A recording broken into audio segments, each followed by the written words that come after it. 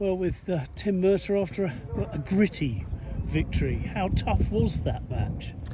It was tough. They made us work very hard, even that last day. Having taken 4 wickets quickly last night, I think probably some people thought it might have been finished a bit earlier than it was, but credit to their boys. We know they're full of fight and they were going to make us work hard to get those last 6 wickets. But really happy with our boys.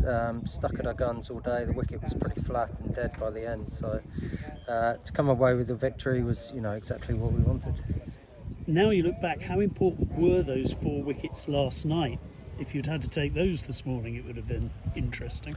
Yeah, it worked out really nicely that we came out to bowl at, it was quite cloudy, the lights came on a bit later.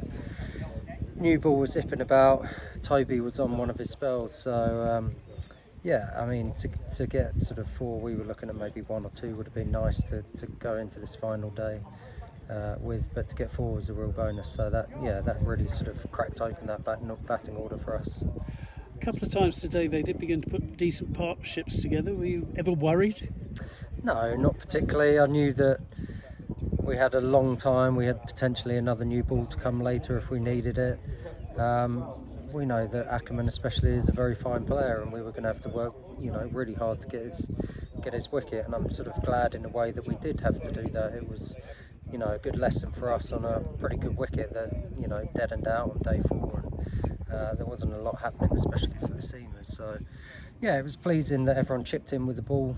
Toby, as I said before, was excellent, but crucial wickets from Luke coming on in his first over, Ethan, even Sam Robson at the end there. We know he's always a danger with his leg spin, so yeah, it was a real good team performance.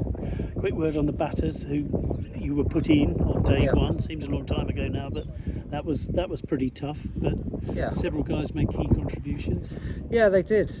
John Simpson, he's been excellent all season. He's had his best season, I think. If you asked him, he would say the same. Steve Eskenazi looked really good for his 60.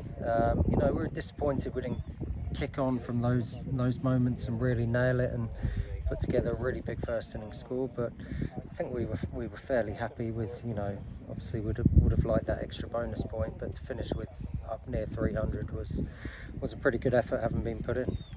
Okay, it's pretty tight at the top of the table. Glamorgan behind and Notts ahead. Everybody, you can be caught either way or catch going up. Yeah. What's the sort of mood going into the final match?